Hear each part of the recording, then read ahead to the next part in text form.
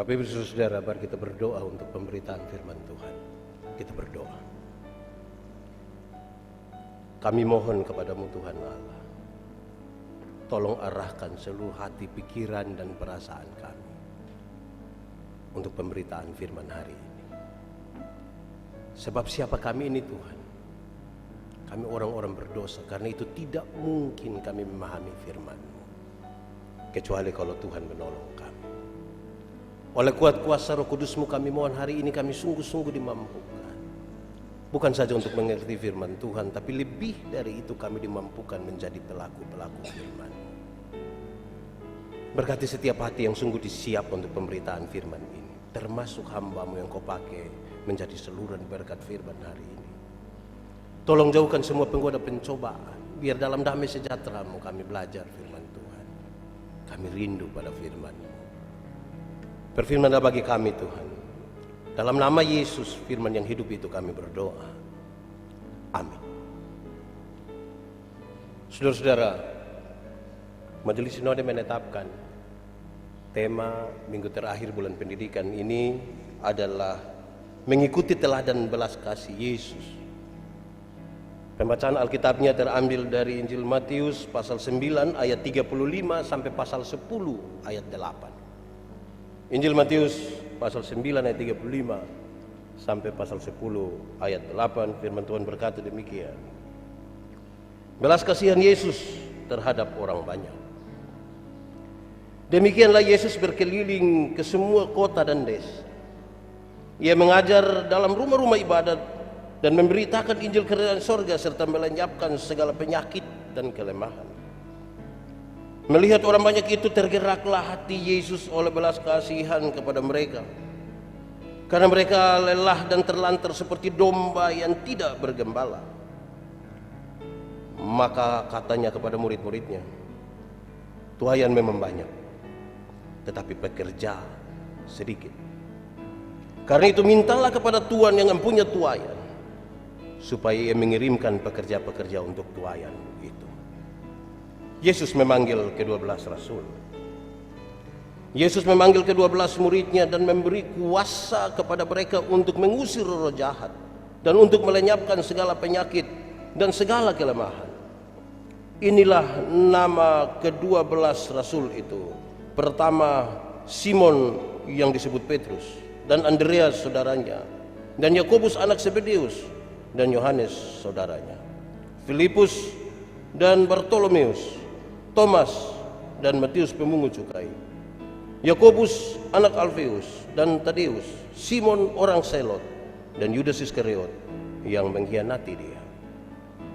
Yesus mengutus ke-12 rasul.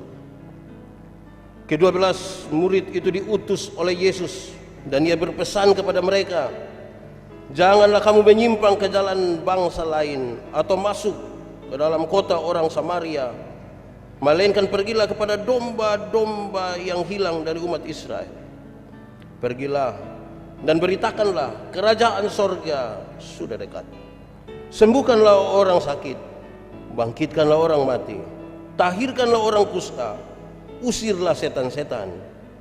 Kamu telah memperolehnya dengan cuma-cuma, karena itu berikanlah pula dengan cuma-cuma.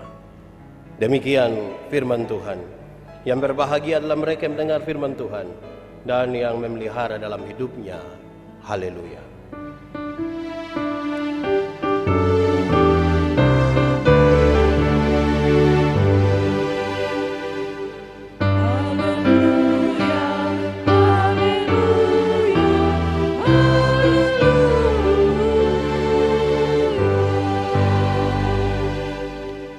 Bapak Ibu Saudara-saudara, shalom.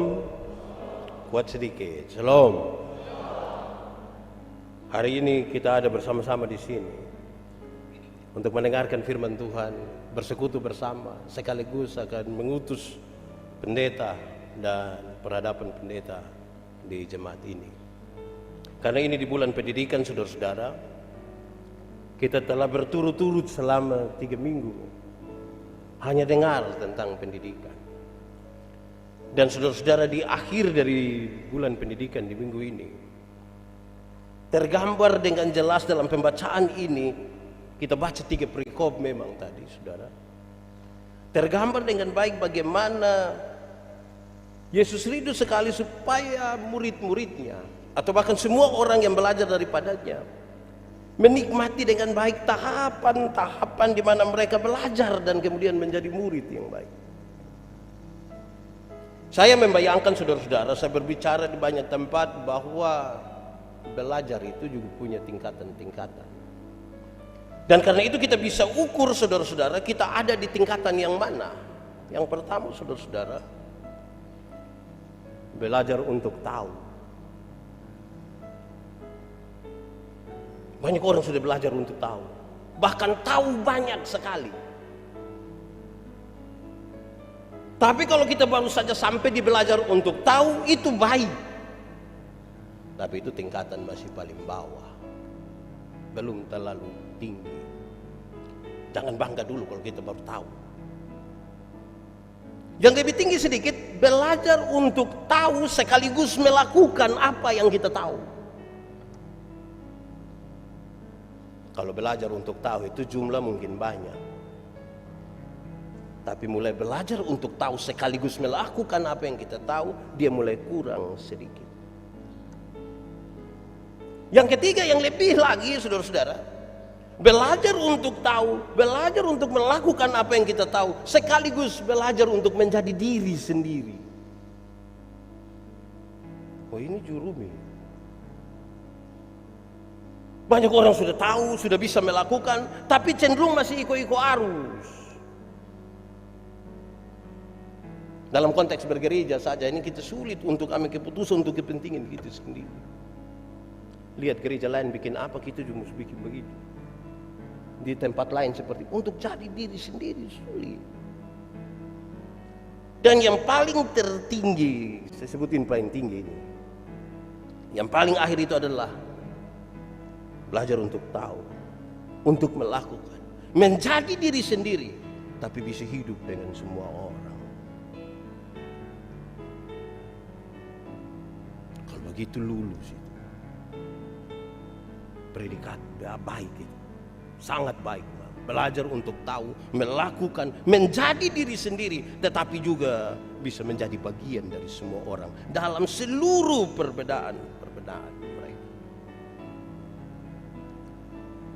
Saudara-saudara, pembacaan hari ini dimulai dari apa yang Yesus lakukan sepanjang dia ada dalam masa pelayanan. Paling tidak digambarkan dengan baik hal-hal ini. Yang pertama saudara-saudara, Yesus memberitakan Injil Kerajaan Sorga. Yesus memberitakan Injil Kerajaan Sorga. Dia datang sebagai pewarta, tetapi sekaligus dia datang sebagai pembawa keselamatan itu. Betapa pentingnya hal itu, sehingga ini menjadi penting. Dia dari satu kota ke kota yang lain, dari satu desa ke desa yang lain. Untuk apa? Memberitakan Injil Kerajaan Sorga. Yang kedua, dia mengajar. Ini dipisahkan dengan baik dalam pembacaan tadi. Dia mengajar kepada orang-orang yang mengikuti dia. Dia mengajar kepada para rasul sejumlah hal yang perlu mereka ketahui. Tapi dalam mengajar itu, Yesus betul-betul menempatkan diri sebagai guru yang bukan saja mengatakan sesuatu terhadap murid-murid atau pengikut-pengikutnya, tetapi sekaligus menjadi contoh atas mereka, ditiru dan diguru. Yang ketiga saudara-saudara, Yesus melenyapkan segala kelemahan dan penyakit, mewartakan dan membawa keselamatan, menjadi guru, tetapi sekaligus menjadi dokter bagi mereka, menyembuhkan, memulihkan, dan menolong orang-orang yang ada dalam kesusahan mereka. Kalau memang itu yang dikerjakan Yesus, pasti Yesus memahami betul-betul konteks jemaat. Yesus memahami betul-betul konteks para pengikutnya waktu itu. Dan saya coba menggambarkan konteks itu kira-kira begini. Alkitab tadi mencatat dengan baik. Mereka sementara lelah. Kenapa mereka lelah, saudara-saudara? Saya membayangkan mereka kerja tanpa istirahat, tanpa makanan yang baik mungkin. Mereka kelaparan dan kehausan. Atau kemungkinan besar mereka lelah karena menanggung banyak sekali persoalan hidup mereka. Mereka lelah berpikir. Bayangkan kalau semua hal ini terjadi pada satu orang. Sudah kerja dari pagi sampai malam, kelelahan fisik, capek berpikir untuk semua persoalan pribadi, keluarga dan lain-lain. Bukankah ini sebuah persoalan yang rumit? Tambah satu yang serius, saudara-saudara, adalah kemungkinan sekali mereka lelah oleh karena lagi berpikir ke mana masuk surga ini. Sudah sulit sekali untuk melakukan hukum-hukum Tuhan itu. 10 hukum, bagaimana mereka akan melakukan 10 hukum dengan baik dengan sejumlah penjabaran yang begitu banyak. Wih, mau masuk surga macam susah lagi. Dan sekarang Yesus datang untuk mewartakan sesuatu kepada mereka, supaya kemudian mereka yang lelah ini beroleh kelegaan. Capek fisik, capek berpikir, dan capek untuk merenungkan kira-kira masuk surga mau seperti apa. Konteks pertama. Kedua, teks tadi menggambarkan dengan baik, mereka terlantar. Mereka tidak ada tempat tinggal. Mereka tidak saling memperhatikan satu dengan yang lain. Orang-orang itu bukan 1-2 orang. Mereka banyak sekali. Tapi karena semua ini susah, satu sudah tidak lagi mampu memperhatikan yang lain. Mereka saling meniadakan dalam kebersamaan mereka. Bukankah itu juga konteks kita? Biasa kalau urus orang 1-2 orang itu agak gampang. Mulai semakin banyak orang ini rumit sekali. Semakin banyak dengan dia mau itu kan dia bisa bikin bingung semua orang. Saudara bayangkan bahwa kemungkinan besar mereka kesepian di tengah-tengah keramaian itu. Dan dalam kesepian itu mereka kebingungan. Ini membuat Yesus hadir di tengah-tengah mereka. Dan oleh konteks seperti inilah Yesus melihat mereka dan tergeraklah hatinya oleh belas kasihan itu untuk menolong mereka keluar dari persoalan itu. Harus ditangani. Tidak boleh dibiarkan. Apalagi dibuat masalah semakin rumit. Karena dasarnya itu sebuah masalah. Lalu pembacaan itu dilanjutkan tentang Yesus memilih murid-murid.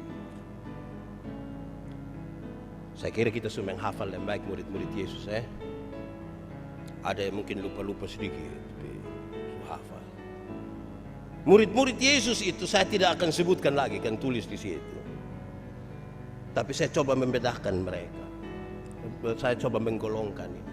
Siapakah yang Yesus pilih?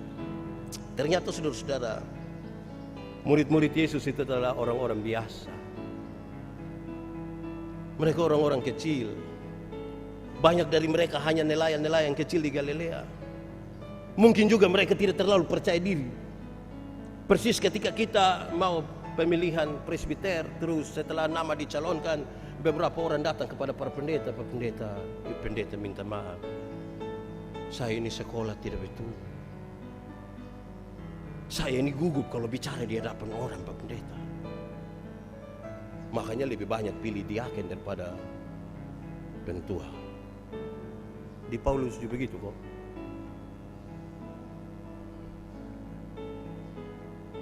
Mereka orang-orang kecil. Mereka tidak punya kekuatan ekonomi yang luar biasa. Mereka juga mungkin bukan orang-orang yang punya kekuatan massa dan politik. Yesus pilih mereka. Yang kedua, saudara-saudara, murid-murid itu adalah campuran dari orang-orang. Sekalipun banyak dari mereka yang orang kecil itu, tetapi mereka campuran dari berbagai-bagai latar belakang. Yang paling menonjol di situ ditulis dengan baik dalam teks tadi, saudara-saudara. Yesus memilih Matius, pemungut cukai, tetapi Yesus juga memilih Simon orang Selot. Saya kira ini yang paling menonjol. Kenapa? Sebagai pemungut cukai, dia pasti tidak disukai oleh orang-orang Yahudi waktu itu. Dia tidak disukai. Pemerintah Romawi taksir satu daerah punya pendapatan, terus ke lelang ini proyek kok. Siapa menang, nah dia yang pikir pungut. Dia akan ambil mungkin banyak dan makan dari situ, padahal melihat kesengsaraan orang lain. Pada saat yang sama Yesus memilih Simon orang Selot, seorang politisi dari partai yang sangat radikal, yang dia tidak suka pada penjajahan itu, termasuk juga pada pemungut cukai. Dia sangat tidak suka. Partai ini radikal. Dia bergerak dengan sangat-sangat kuat, masif, dan kami kepingin untuk bikin revolusi, rubah semua. Ini tidak benar ini. Nah, saudara lihat, satu yang suka menjajah sebagai tanda petik pemungut cukai, yang satu patriot bangsa yang ingin menyelamatkan bangsanya. Yesus gabung don dua.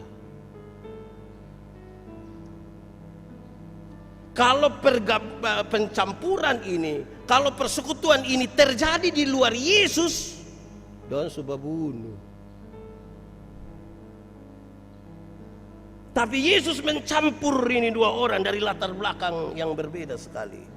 Mereka bisa bersatu, padahal kemarin mereka bermusuhan. Di dalam Yesus bersatu, amin kok. Amin nabikin.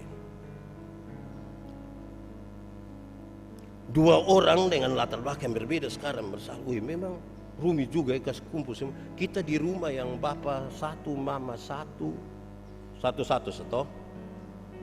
Dengan anak dua orang, so kita pusing untuk bikin satu hati ini. Apalagi kalau kita banyak-banyak begini, kumpul pendeta 3-4 orang ini, boy, berat itu. Tapi di dalam Yesus mereka bersatu. Kita lanjut kalau saudara-saudara. Lalu setelah pemilihan itu Yesus mengutus mereka. Yesus mengutus mereka dengan tugas yang coba saya catat kira-kira 3 tugas saja. Ini pesan. Saya mau pakai kata pesan saja buat mereka. Satu, Yesus bilang begini. Pergilah dan beritakanlah tentang kerajaan sorga.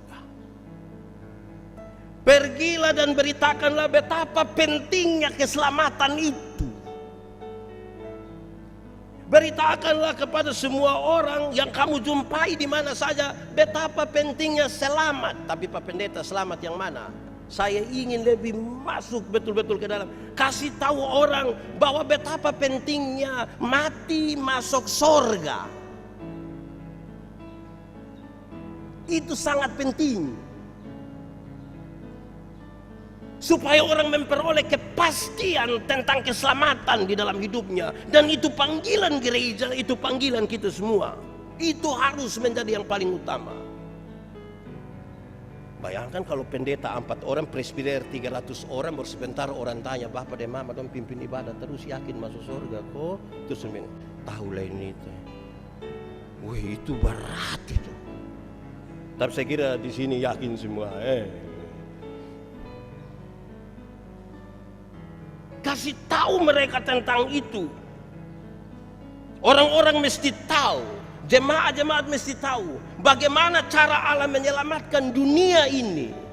Mereka harus diberitahu bahwa semua cara yang dilakukan oleh manusia tidak bisa lagi, dan karena itu Allah harus turun tangan untuk menyelamatkan mereka.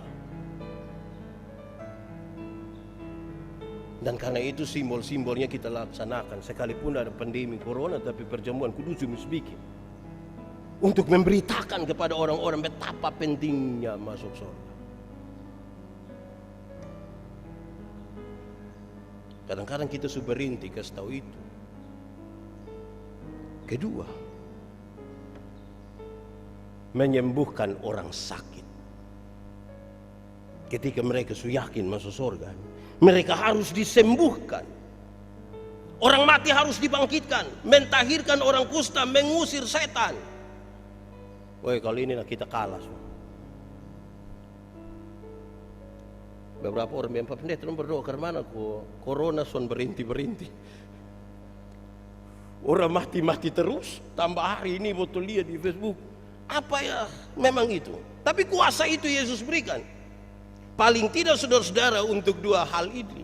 Pertama saudara-saudara, bahwa kalau memang mujizat itu masih ada, kenapa tidak?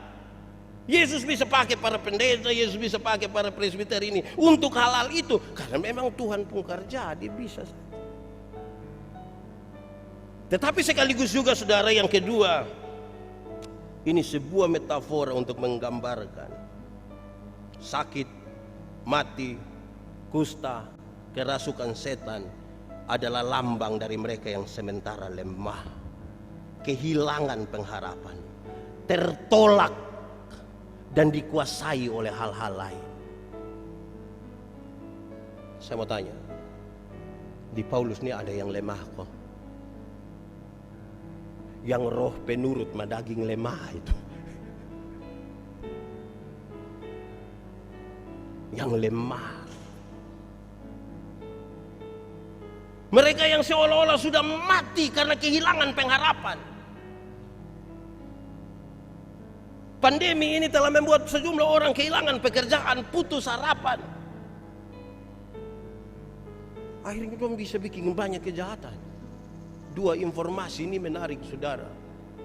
Pandemi ini membuat kita tinggal di rumah dan berita bilang ada dua hal terjadi. Pertama, tingkat kekerasan dalam rumah tangga itu naik. Tiap hari botong duduk balia. Tiap hari hanya lihat mapu muka sah. Kekerasan naik. Di sini juga terjadi begitu kok. Itu yang faham apa dong itu? Tapi juga sekaligus saudara-saudara, dia bilang bukan saja kekerasan naik, tapi ini dia bilang begini, berita bilang begini, terjadi ledakan kehamilan. Wah, ini kalau kita mau urus yang hidup lah, ada satu mau datang lah, mereka harus diberi kepastian. Yang kusta, mereka yang kusta itu kan yang tertolak, yang orang sudah tidak pakai, yang tidak suka, mereka harus ditolong untuk diterima kehadiran itu, menerima mereka. Kemarin dalam pengembalaan itu saya bilang begini, kadang-kadang kita beda-bedakan di pelayanan. Kalau pelayanan di orang kaya itu kita pusopan, bapak kita bisa berdoa kok, iya. Untuk mama kok, iya. Anak-anak juga, iya. Usaha kok, iya. Lama-lama bab tua tidak omong, kita yang omong kembali ke bab tua. Bayangkan itu. Tapi kalau kita pilih orang miskin, orang susah, kita pilih bilang tutup mata kok kita berdoa ya. Mati itu Tuhan berkenan. Di Paulus juga ada. Jantung juga itu bahaya itu. Supaya mereka yang sebelum mati kok masuk surga itu menikmati tanda-tanda kerajaan surga itu di tengah-tengah dunia di mana Tuhan mengutus murid-muridnya. Pesan yang ketiga ini menarik saudara. Pesan Yesus yang ketiga adalah mereka harus melayani tanpa tuntutan sama sekali. Tanpa tuntutan. Apa yang kamu dapat dengan cuma-cuma ini, berilah juga dengan cuma-cuma. Engkau tidak boleh menaruh perhatian pada imbalan-imbalan, pada uang jalan, uang saku, dan uang lain-lain. Tanpa itu, ada satu lagu dari kecil, saya yakin saudara Mas hafalin lagu ini, tapi lagu ini dinyanyikan beda-beda, tergantung kelompok mana yang menyanyikan. Itu lagu bilang begini, kerja buat Tuhan terlalu. Saudara tahu lagu ini?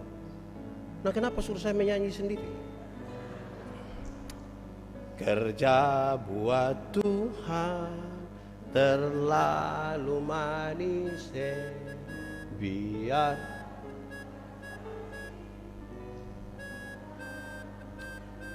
mulai beda toh.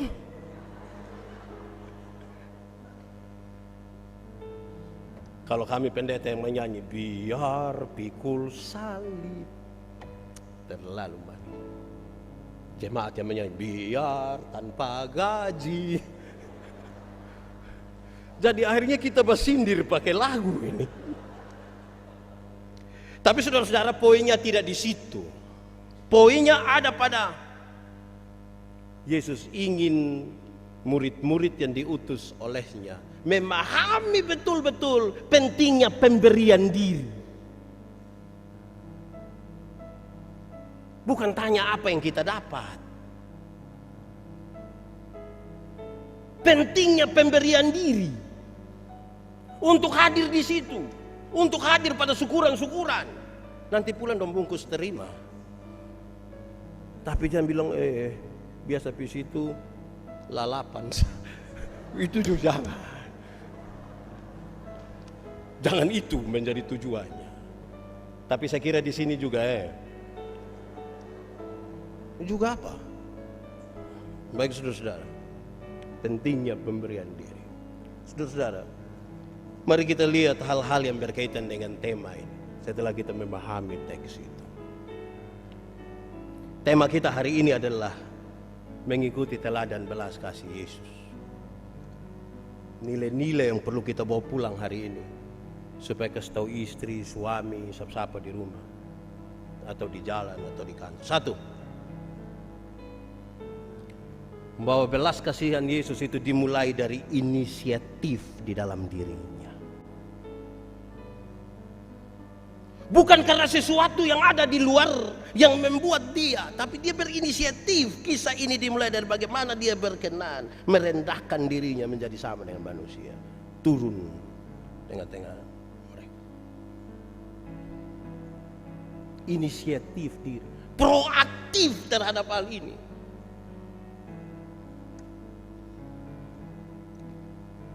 Jangan hanya berambil sikap reaktif. Duduk diam-diam, mata kuju kalau ada apa-apa dia bergerak duluan. Jangan. Inisiatif datang dari kita. Memulai dari diri sendiri. Bahwa kalau belum bisa rubah satu rayonan, minimal satu rumah tangga kecil. Minimal di dalam diri. Mulailah dari sesuatu yang paling dekat dan itu dalam diri kita. Dalam pelayanan kami berjumpa dengan sejumlah presbiter yang datang jujur-jujur. Saya pendeta, sebenarnya saya tidak datang, tapi tadi pagi Bapak telepon, terus saya tidur.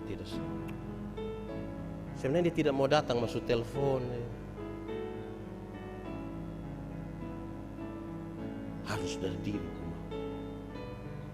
Kalau kita beribadah datang dari diri, pumau itu beda. Kalau kita datang untuk kepentingan tertentu. Tadi ada yang bakal ada yang suami kok untuk datang gereja. Papa siap sudah, siap sudah.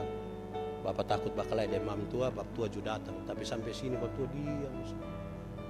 Kita pikir dia menghayati firman. Padahal dia lagi pikir kurang ajar. Tadi saya tidur mungkin mimpi episode keberapa. Jadi memang harus dari hati ini. Dia keluar dari sini inisiatif kita. Dari belas kasihan sekalipun harus mulai dari sini. Karena kalau belas kasihan itu ditujukan kepada mereka yang susah, yang terbatas. Kalau tidak gerakan dari sini, saudara, betapa beratnya ini pekerjaan dan tanggung jawab harus. Seperti ketika ibu-ibu melahirkan anak-anaknya. Woi, total. Ibu-ibu sakit. Saya biasa tanya ibu-ibu, melahirkan itu sakit kok tidak? Sakit kok tidak ibu? Sakit, terlalu sakit. Suami-suami hanya dari luar, aku bilang, Yesus, tolong. Paling hanya begitu. Sambil Yesus tolong, dia bayangkan tauin anak pemuka ke siapa. Paling hanya begitu. Tidak lebih dari itu. Jadi ini memang harus keluar dari hati itu. Amin kok. Bikin itu hati keras dong, kesno ya sedikit kok berinisiatif. Kedua, saudara-saudara,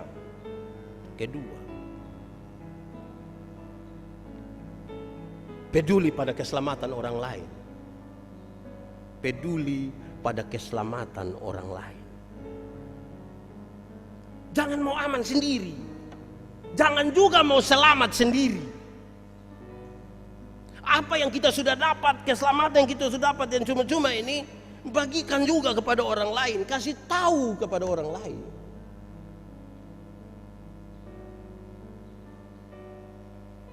Saudara, bukankah jiwa-jiwa itu betapa penting di hadapan Tuhan? Satu saat orang-orang sementara bercerita dan beruforia oleh karena Yesus memberi makan 5.000 orang, masih lebih 12 bab. Orang duduk kok cerita, wih, bab tua kok bisa. Yesus kasih tinggal kisah besar itu. Yesus pergi ke Gerasa. Di Gerasa Yesus hanya berjumpa dengan satu orang. Orang baik? Tidak. Ini orang kerasukan roh jahat. Legion, 6.000 roh jahat. Kita pukawan majelis satu roh jahat di depo otak, kita pusing. Ini 6.000. Ini orang jahat bagi orang lain dan jahat bagi dirinya sendiri. Dia memukul-mukuli dirinya dengan batu. Dia tinggal di kuburan. Oleh beberapa orang yang manusia begitu lebih baik mati. Tapi Yesus tidak. Yesus pergi kepadanya. Pas sampai Yesus turun dari perahu, roh-roh jahat yang begini, hai Yesus anak Allah, apa urusanmu dengan kami? Rupa-rupanya roh jahat juga mengenal nama Yesus. Jadi kalau baru hanya tahu tentang nama Yesus, ya roh jahat juga bisa. Injil Markus mencatat, di daerah itu ada penjaga-penjaga babi. Jaga babi kira-kira 2.000 ekor. Roh jahat itu meminta supaya mereka keluar ke babi-babi itu. Yesus kasih 2.000 ekor babi mati. Tidak apa-apa. Orang-orang protes dia. Mereka kehilangan pekerjaan dan protes. Yesus santai saja. Kenapa Yesus begitu? Apa Yesus tidak peduli dengan orang kehilangan pekerjaan jaga babi? Tidak. Yang ingin disampaikan adalah dalam struktur budaya Yahudi, babi itu haram. Tapi yang haram ini dong masih bisa piara 2.000 ekor. Sementara satu jiwa yang hampir binasa mereka biarkan. Itu yang Yesus marah. Alangkah lebih baiknya ada 2.000 ekor babi mati daripada ada satu jiwa binasa. Peduli kepada orang lain, sekalipun hanya satu, dan gila. Sekarang cokali, kalau babi satu ekor hanya 2 juta, 2.000 berapa? Banyak kan? 4 miliar rupiah harga satu orang gila waktu itu. 4 M, lebih dari kita pura. Tahu Paulus pura berapa? 4 M. Pertanyaan pentingnya adalah, dan siapakah orang gila itu? Satu, kemungkinan orang gila itu ialah suamimu, istrimu, anak-anakmu, mertua, tetangga. Saya mau tanya, kenapa di ini ibadah ibu-ibu datang lebih banyak dari yang bapak-bapak? Ini dong mama janda semua. Suami sudah gereja pertama tadi. Banyak ibu-ibu datang sendiri, saya suka pakai contoh ini. Ibu-ibu datang sendiri terus kita tanya, mama teh suami? Terus mantu tahu sendiri teh. Ini tanda apa ini? Mama jangan selamat sendiri. Ajak bapak, ajak anak mantu. Tiap hari hanya bakalai sama mantu dan anak mantu kok. Peduli juga pada keselamatan orang lain. 3. Dalam belas kasihan Yesus itu, Yesus sungguh peka pada keadaan di sekitarnya. Yesus peka sekali. Karena dia berinisiatif, maka kepekaan itu tumbuh. Jadi dia bisa berasa.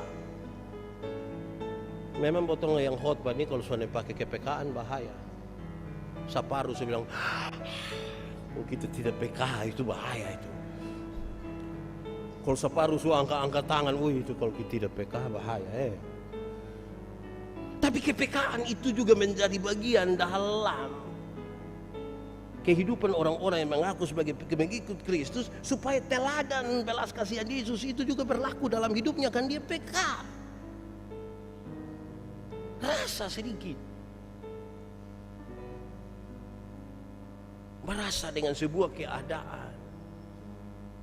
Kita memang ada susah semua, tapi kepekaan untuk turut mengambil bagian dalam penderitaan orang lain itu juga menjadi hal yang serius. Jadi bukan saja untuk dia selamat. Kami berdoa untuk berbagi dengan orang lain. Doa habis itu saya bilang, kita doa habis, mas apapun beras yang kita kasih, siapapun waktu, siapapun apa. Memang Bapak, kita kan berdoa nanti pemerintah kok siapa ya. Hai, ayat Alkitab mana yang ajar begitu? Ayat Alkitab bilang, inilah aku, utuslah aku. Jangan inilah aku, utuslah dia. Kita semua. Jangan kita PKD berdoa sah. PK juga dalam tindakan kita. 4. Saya catat banyak ini hari kita ikut banyak. Tidak apa-apa tampung yang 3 bulan punya ini. Saudara, yang 4. Mereka yang mengikuti teladan belas kasihan Yesus itu tidak menjadi batu sandungan bagi orang lain. Tidak jadi batu sandungan. Dia bukan menjadi penghalang. Satu dengan satu dan jadi batu sandungan atas yang lain. Dalam pelayanan kita ketemu presbiter don tidak datang pelayanan. Tanya kenapa? Ternyata dong masalah tanah di sebelah situ. Kok Bapak pergi gereja toh? Kau lihat dia pemuka lebesons. Bapak masalah dengan Tuhan kok? Tidak dengan Pak Manobe mah biar. Jangan kita pun kehadiran jadi batu sandungan bagi orang lain. Penghalang. Hadir untuk membuka jalan-jalan bersama. Berikut. Mereka yang berbelas kasihan itu yang belajar dari Yesus memberi solusi terhadap persoalan. Bukan tambah masalah. Soal. Namanya manusia ini kan hidup pasti ada soal toh. Pasti ada masalah. Dan Tuhan mengutus murid-muridnya untuk memberi solusi terhadap persoalan. Masalah ialah kesenjangan antara harapan dan kenyataan. Itu masalah. Harapan mau menikah umur 28. Kenyataan sudah 38. Masalah kok bukan? Memberi solusi, bukan datang marah tambah. Itu besok bilang, itu hari cuma dan dia. Dia kan ada napas. Sekarang ini bukan itu. Ayub itu sakit berat. Sakit berat lagi, kehilangan segala sesuatu. Dia punya teman-teman yang baik. Teman-teman datang, ini teman-teman ini baik betul, karena bukan pada saat Ayub kaya don datang. Ayub susah berat dan sakit don datang. Don pun maksud yang baik toh, turut berkabung dengan Ayub. Tapi maksud baik itu menjadi hancur ketika mereka datang dengan tuduhan. Engkau sakit ini kan pasti ada dosa. Padahal waktu itu Ayub hanya rindu, tolong dengar saya punya penderitaan. Tolong lihat, bukan datang ke salah tambah.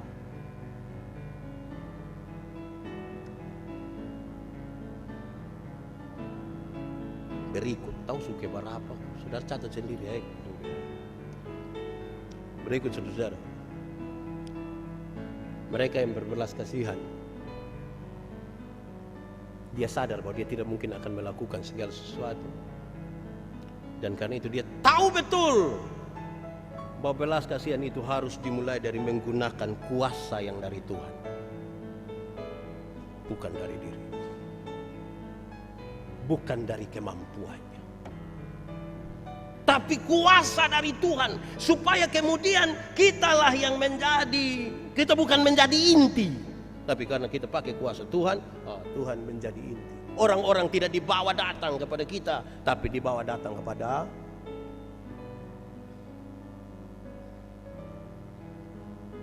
saya ingat dulu Pak Wem masih majelis Noda Harian. Terus Don datang, kasih tahu, biasa Pak Minara dulu yang jawab. Bapak Don jangan kasih pindah kita pun pendeta dulu. Kenapa? Aduh kami sementara membangun. Oh, Bapak tua kepala tukang. Jadi kalau nanti dia pindah pembangunan tidak jadi. Oh,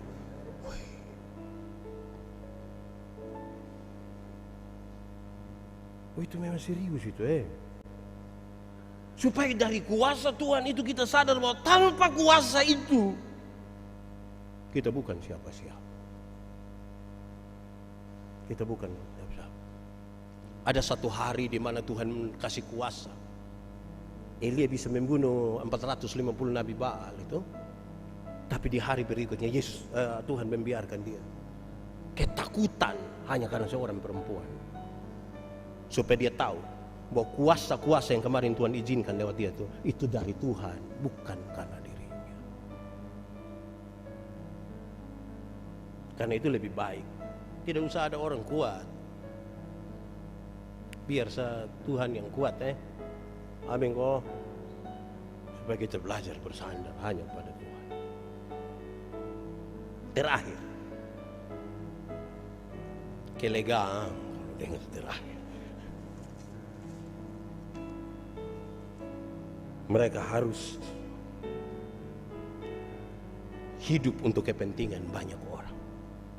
Pergilah ke bangsa-bangsa, kepada semua orang, masuk kota, masuk desa, masuk segala kapan. Bukan untuk kepentinganmu, tapi untuk kepentingan banyak orang.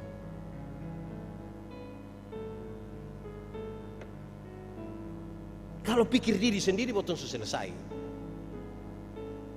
Yang penting tidak ada masalah dan siapa-siapa hidup ini. Tapi Yesus suruh tambah sedikit. Berpikirlah juga untuk orang lain. Kadang-kadang anak-anak don jumara sedikit, Bapak do ini urus orang sampai lupa urus saya. Tapi itu juga bukan jadi alasan kok Bapak juga setengah rumah terus.